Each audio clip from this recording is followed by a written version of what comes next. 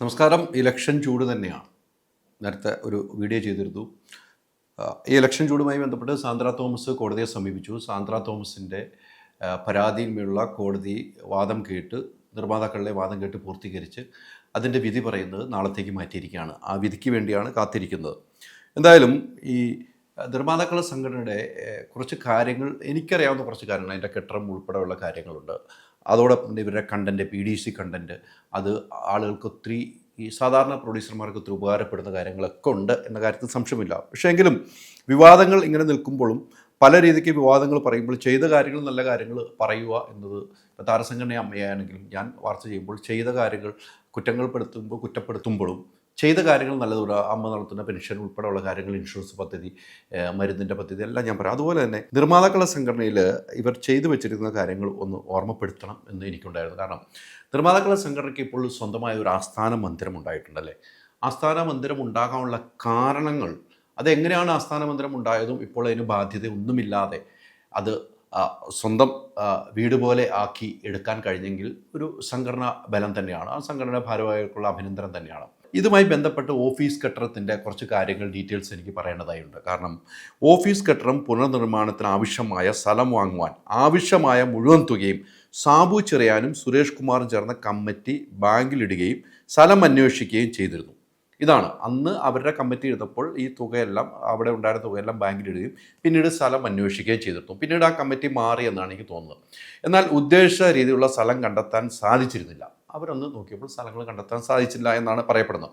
ശേഷം പാനലിൽ നിന്നും ജയിച്ച ശശി അയ്യഞ്ചിറയും ജലീലും ചേർന്ന് ബാങ്കിലെ പൈസ ഉപയോഗിച്ച്, അന്ന് സ്വരൂപിച്ച പൈസ ഉപയോഗിച്ച്, ഇതിനു മുമ്പുള്ള കമ്മിറ്റി സ്വരൂപിച്ച പൈസ ഉപയോഗിച്ചാണ് മുന്നാധാരം, എന്നുവെച്ചാൽ ഒരു ബാങ്കിൽ ലോൺ എടുക്കുക, ഇതിന് എത്രയോ വർഷത്തെ ആധാരം, മുന്നാധാരം പോലും ഇല്ലാത്ത സ്ഥലം വാങ്ങുകയും ഒപ്പം കെട്ടിട നിർമ്മാണത്തിലേക്ക് നീങ്ങുകയും ചെയ്തു. ആ മുന്നാധാരം ഇല്ലാത്തതുകൊണ്ട് ഒരു ബാങ്കിനെയും സമീപിച്ചാൽ ലോൺ കിട്ടാത്ത ഒരവസ്ഥ ഉണ്ടായിരുന്നു എന്നാണ് പറയപ്പെടുന്നത്. അത് ഇതിനു മുമ്പും കമ്മിറ്റികൾ, ജനറൽ ബോഡിയിലൊക്കെ ചർച്ച ചെയ്യപ്പെട്ട ഒരു വിഷയമുണ്ട്. ഒന്നും കൂടെ ഓർമ്മപ്പെടുത്തുകയാണ്. ഇതിൻ്റെ ഒരു കാലഘട്ടം, നിർമ്മാതാക്കളുടെ സംഘടന കാലഘട്ടം ഞാൻ ഓർമ്മപ്പെടുത്തുകയാണ്. അതോടൊപ്പം തന്നെ അംഗങ്ങളുടെ സുഹൃത്തുക്കളുടെയും പക്കൽ നിന്നും കടം വാങ്ങിയാണ് കെട്ടിടം നിർമ്മിച്ചത്. സുഹൃത്ത് വലയത്തിൽ നിന്നും എനിക്ക് പൈസ വാങ്ങിയ ആളുകളിൽ എനിക്കിപ്പോഴും ഓർമ്മയുണ്ട്. ഒരു വ്യക്തി, ദുബായിലുള്ള ഒരു പ്രൊഡ്യൂസറിൻ്റെ പൈസ വാങ്ങിയത് എനിക്ക് ഓർമ്മയുണ്ട്. അത് ഞാൻ അന്ന് പറയുകയും ചെയ്തതാണ്. അന്ന് ഒരു ജനറൽ ബോഡിക്ക് അദ്ദേഹം പറയുകയും, അദ്ദേഹം ഒരു ബാധ്യത വേണം, പൈസ വേണമെന്ന് ആവശ്യപ്പെടുകയും അതനുസരിച്ച് പൈസ വാങ്ങുകയും ചെയ്ത് ആ രീതിക്ക് ആ കെട്ടിടം, അങ്ങനെ നിരവധി ആളുകളിൽ നിന്നും പൈസ വാങ്ങിയാണ് ആ കെട്ടിടം നിർമ്മിച്ചത്. യാതൊരു തരത്തിലുള്ള ലോണും എടുത്തിരുന്നില്ല. ഒരു ലോൺ കിട്ടില്ല, മുന്നാധാരം ഇല്ലാത്തതുകൊണ്ട് ലോൺ കിട്ടില്ല, അതുകൊണ്ട് ലോൺ എടുക്കാനും പറ്റില്ല. അങ്ങനെ കെട്ടിടം പണിത് വലിയ ഇനാഗ്രേഷനാണ് നടന്നത്. ഈ സിനിമാ മേഖലയിലുള്ള നിരവധി ആളുകൾ വെച്ച്, അന്ന് ഞാൻ റിപ്പോർട്ടർ TV-യിലാണെന്ന് ഉള്ളത്. അന്നവിടെ പോയി നമ്മളൊക്കെ ലഭ്യ ചെയ്തതാണ്. വലിയ കെട്ടിടമാണ്. നമുക്ക് കാണുമ്പോൾ തന്നെ നല്ലൊരു കെട്ടിടം, നല്ലൊരു സ്ഥലത്തൊരു കെട്ടിടമായ കാതലായ കെട്ടിടമുണ്ട്. അതിൻ്റെ കഥ ഇതാണ്. അതിൻ്റെ ബാധ്യത തീർക്കണമെന്നുണ്ടായിരുന്നു. ആ കടം വാങ്ങി ബാധ്യത തീർക്കാൻ വേണ്ടി സൂര്യ TV-യിൽ ഷോ നടത്താമെന്നുള്ള കൂടിയാണ് പൈസ കടം വാങ്ങിയത്. അന്ന് ഇരുന്ന ഭരണസമിതി, രഞ്ജിത്തിൻ്റെയൊക്കെ നേതൃത്വത്തിലായിരുന്നു ഭരണസമിതി. അന്ന് സൂര്യ TV-യിൽ ഒരു ഷോ നടത്താം, അങ്ങനെ ഈ വാങ്ങിയ കടങ്ങളും ഇതിൻ്റെ കടങ്ങളും വീട്ടാമെന്നൊരു കണക്കുകൂട്ടൽ ഇവർ വെച്ചിട്ടുണ്ടായിരുന്നു. പക്ഷേ അത് നടന്നില്ല. നടക്കാതെ പോയ കാരണങ്ങളുമുണ്ട്. അത് നടക്കാതെ പോയ കാരണം ചൂണ്ടിക്കാണിക്കപ്പെടുന്നത്, അന്ന് എതിർ പാനലിൽ നിന്നും മത്സരിച്ച, അന്ന് ഈ രഞ്ജിത്തൊക്കെ എതിർ പാനലിൽ നിന്നും മത്സരിച്ച മാർട്ടിൻ എന്ന വ്യക്തി കേസ് നൽകുകയും ശേഷം ഷോ സ്റ്റേ ചെയ്യുകയും ചെയ്തു. മാർട്ടിൻ ഇത് തട്ടിക്കൂട്ടാണ്, ആ രീതിക്കൊക്കെ പറഞ്ഞ് കോടതിയെ സമീപിക്കുകയും പിന്നീട് നിരന്തരം നിർമ്മാതാക്കളെ സംഘടന കേസ് വാദിക്കുകയും ചെയ്ത് സൂര്യ TV പരിപാടിയിൽ നിന്നും പിന്മാറുകയും ചെയ്തു.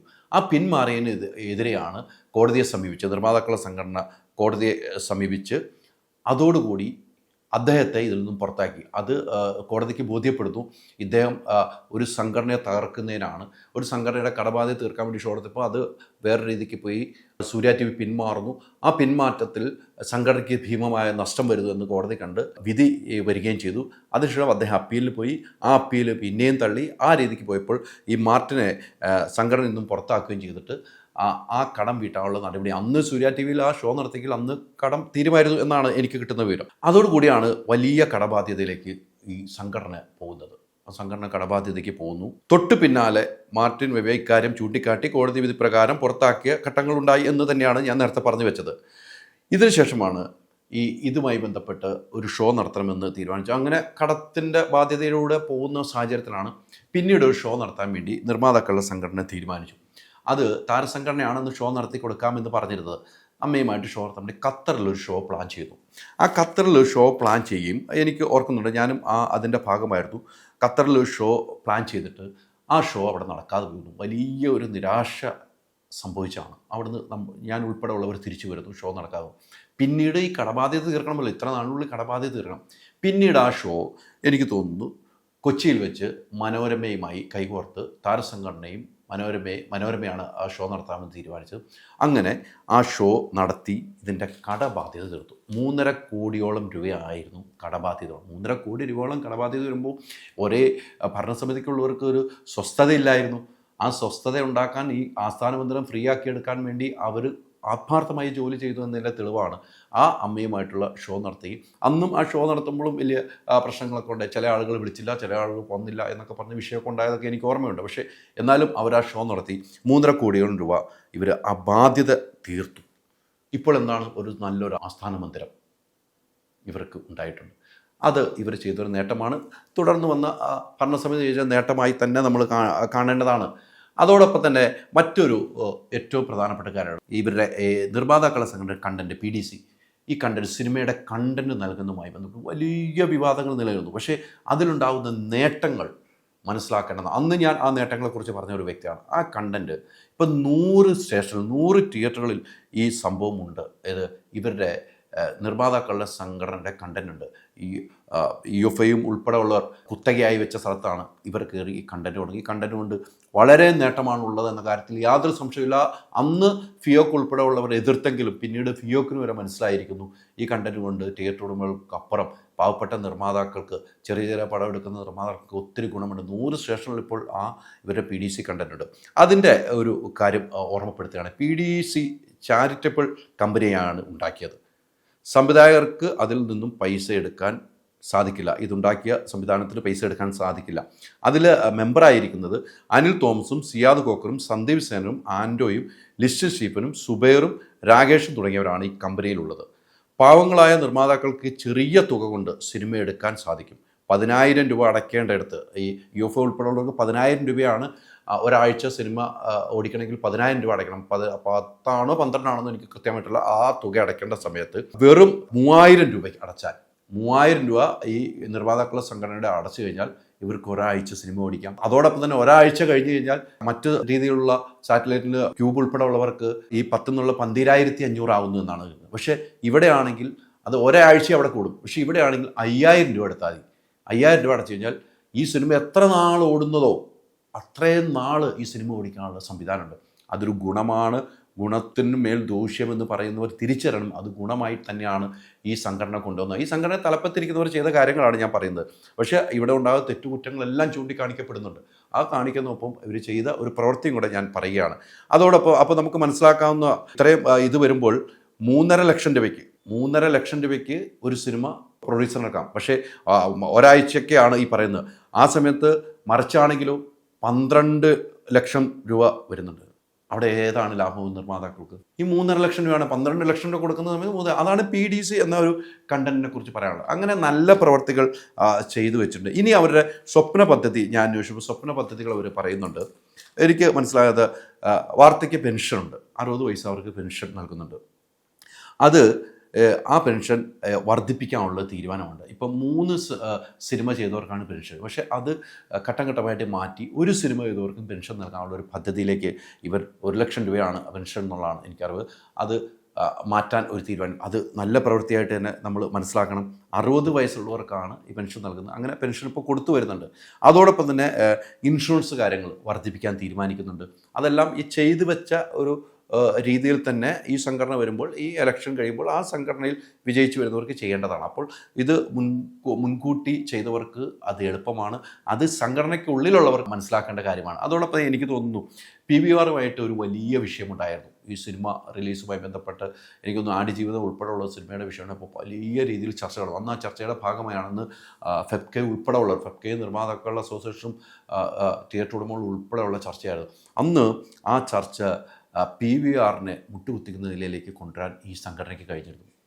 അന്ന് ഞാൻ എടുത്തു കാണുന്നത് ലിസ്റ്റർ സ്റ്റീഫനാണ് ആ ഫോൺ കോളുമായിട്ട് അതിൻ്റെ അകത്തേക്ക് വരികയും ഈ കാര്യങ്ങൾ PVRൽ സംസാരിച്ച കാര്യങ്ങളും അപ്പം തന്നെ എനിക്ക് തോന്നുന്നു ഫെബ്കയിൽ നിന്നും ബി ഉണ്ണികൃഷ്ണൻ യൂസുഫ് അലിയെ വിളിക്കുകയും യൂസുഫ് അലി അതിനകത്ത് ഇടപെടുകയും ചെയ്ത് അങ്ങനെ വലിയ രീതിയിൽ ആ ചർച്ച നടത്തി. ആ ചർച്ച വിജയിച്ചു. അന്ന് സൗബിൻ്റെ ഒരു സിനിമ ഉൾപ്പെടെ ആണ്, മഞ്ഞുമൽ ബോയ്സ് ഉൾപ്പെടെയാണെന്ന് എനിക്ക് തോന്നുന്നു. ആ സിനിമ ഉൾപ്പെടെ ഉള്ള സമയത്താണ് ആ വിഷയം നടക്കുന്നത്.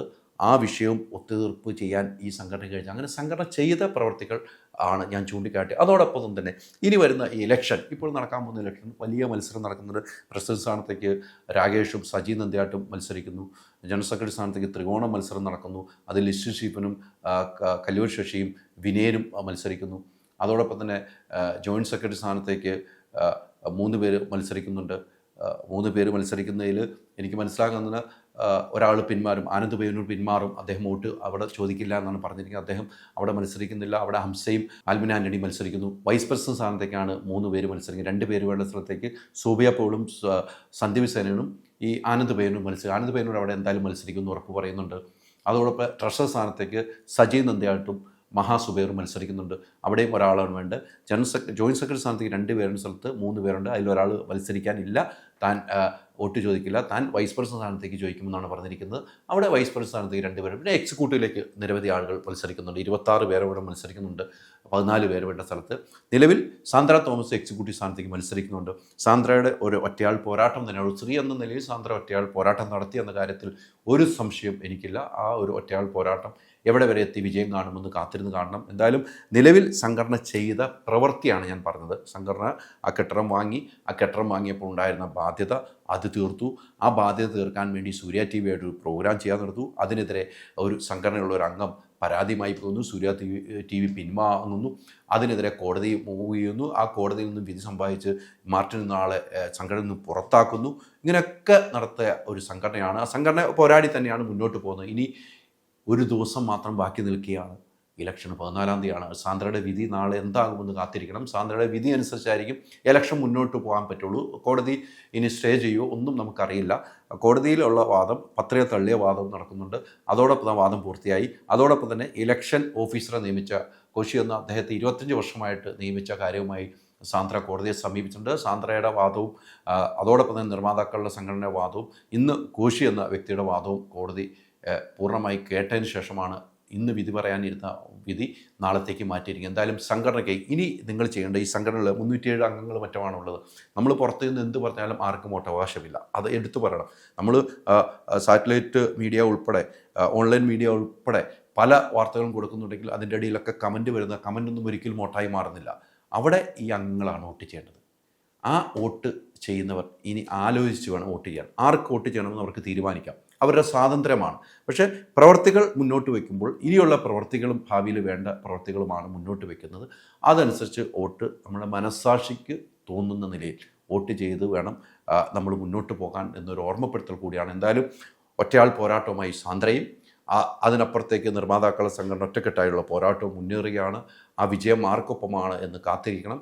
എന്തായാലും 14-ാം തീയതി രാവിലെ തന്നെ ആബാദ് പ്ലാസയിൽ വെച്ചാണ് ഇലക്ഷൻ എന്നാണ് എൻ്റെ അറിവ്. അവിടെ വെച്ച് ഇലക്ഷൻ ജനറൽ ബോഡിയിൽ കഴിഞ്ഞ ശേഷം ഇലക്ഷനിലേക്ക് പോകും. വൈകുന്നേരത്തെ കൂടി റിസൾട്ട് അറിയാൻ കഴിയും.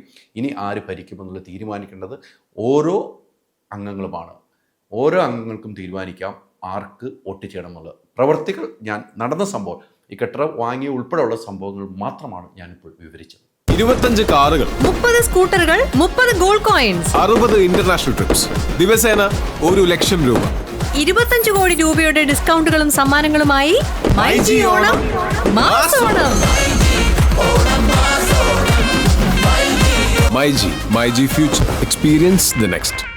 പൂവ് പോലൊരു പുട്ടുണ്ടേ അജ്മിയുടെ പുട്ടും. വിളമ്പാം നല്ല വിശേഷം. അജ്മി സ്റ്റീം മെയ്ഡ് പുട്ടുപൊടി.